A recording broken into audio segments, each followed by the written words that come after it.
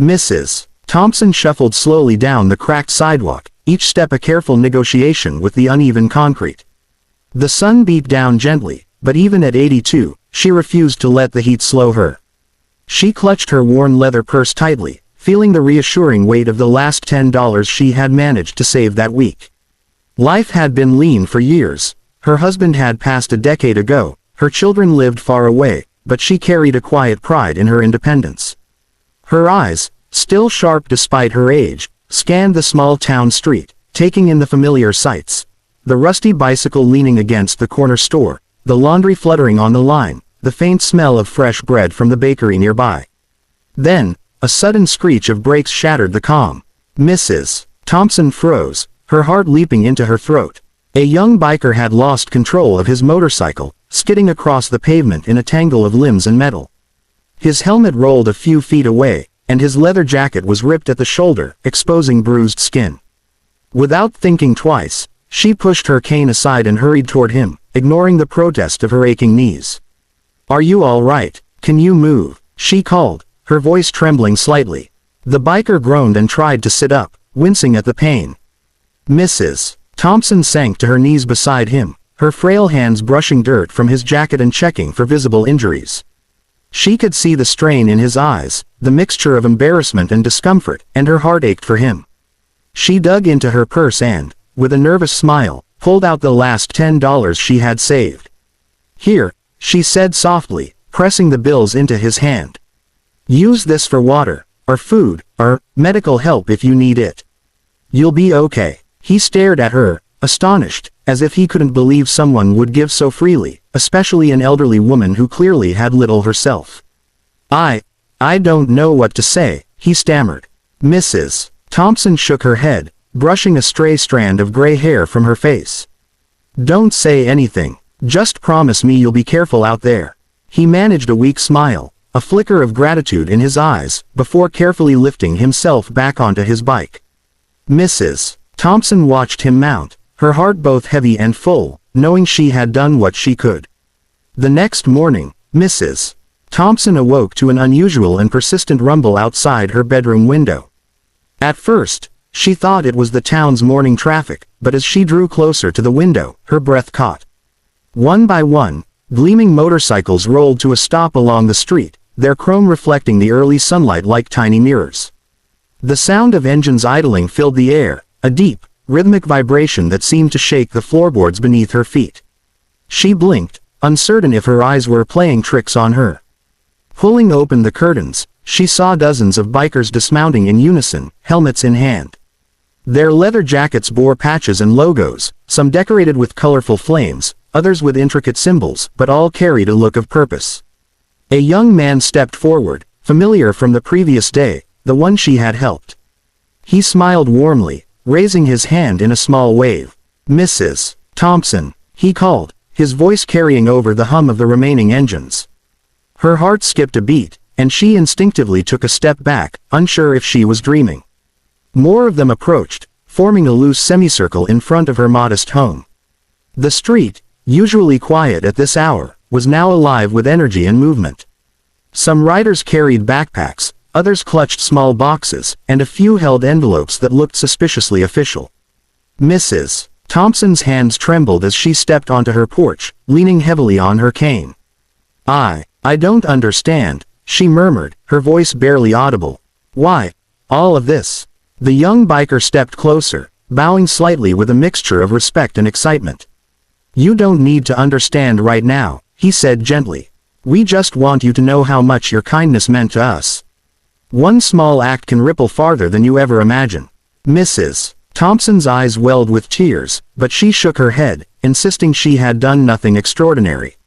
"I just gave him $10. It was all I had," she said softly, almost in disbelief. The bikers were undeterred. One by one, they began presenting gifts: a bag of fresh groceries, a bouquet of flowers, a brand new blanket. The air buzzed with anticipation and warmth, and Mrs. Thompson felt a lump rise in her throat. The young man smiled, nodding to the group, and for the first time, she realized this wasn't just a gesture, it was a movement, a wave of gratitude and generosity converging on her quiet street. One by one, the bikers approached Mrs. Thompson's porch, each offering something carefully chosen and deeply thoughtful. The first was a brand new reclining chair, plush and soft, with cushions that promised comfort for her aching joints. She ran her hands over the fabric, feeling its warmth, her eyes wide in disbelief. I don't know what to say," she whispered, her voice shaking.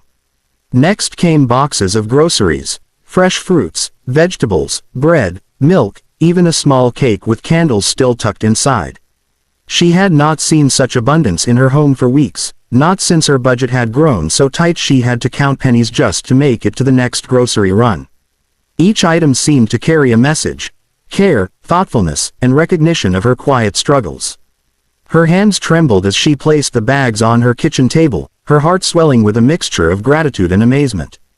Then came envelopes, some small, some thick, each filled with money to cover her upcoming bills, her heating costs, and even a small allowance for herself. She unfolded one, then another, counting carefully, her old fingers shaky but precise. "All of this, for me," she murmured, her eyes filling with tears that she could no longer hold back. The bikers nodded, smiling, their presence gentle but unwavering. It was as if the world itself had stopped for this moment, to show her that kindness, her small act of giving, had a power she had never imagined. Mrs. Thompson sank into the new chair, feeling its softness embrace her weary body. She clutched the letters that accompanied the gifts, each one a message of gratitude, each one a story of how her $10 had inspired acts of kindness across the bikers' communities. Her chest tightened as she realized she was witnessing a tangible echo of her own compassion, a wave that had grown far beyond her quiet, modest life. She looked out at the smiling faces around her, feeling a warmth that had nothing to do with the morning sun. Just as Mrs. Thompson was beginning to catch her breath, the young biker approached her once more, holding a thick envelope in both hands. "This is from all of us," he said softly, his eyes bright with emotion. She took it with trembling fingers and carefully unfolded the contents. Inside were 50 letters, each written in a unique hand, each carrying the same message: gratitude, admiration, and stories of how her small act of generosity had touched lives far beyond what she could see. One letter told of a young boy who had witnessed the kindness and, inspired by it, had started helping his elderly neighbor with groceries. Another described a woman who had paid for a stranger's gas, reminding her that small gestures could change a person's day, even a life. The words blurred together as tears streamed down Mrs. Thompson's cheeks. She realized that her $10, given without thought or expectation, had become a catalyst for compassion, spreading farther than she had ever imagined. The bikers stood around her, forming a protective, celebratory circle. They spoke softly among themselves, giving her space to absorb the moment, but their presence was comforting, a living reminder that kindness, once sown, could return in ways more profound than money or gifts ever could. Mrs. Thompson clutched the letters to her chest, feeling their warmth seep into her very soul. Her heart felt lighter than it had in years, a deep, quiet joy settling over her like a soft blanket. One by one, the bikers nodded and waved, acknowledging her with respect and affection before mounting their motorcycles. Engines roared to life, filling the morning air with a powerful, harmonious sound. Mrs. Thompson watched them disappear down the street, leaving her surrounded by the gifts, letters, and an overwhelming sense of love. She sank back into her new chair, holding the letters close and whispering a prayer of thanks, not just for the gifts, but for the affirmation that compassion never goes unnoticed, no matter how small the gesture. From that day forward, Mrs. Thompson's life changed in ways she had never anticipated. Her days were brighter, filled with the knowledge that even at 82, even with just $10 to spare, she had the power to ignite a chain of kindness that could stretch across towns, touch lives, and return to her in the most beautiful, life-changing way. She smiled, realizing that the world was far more connected than she had ever known, and that love, in any form, was always worth giving.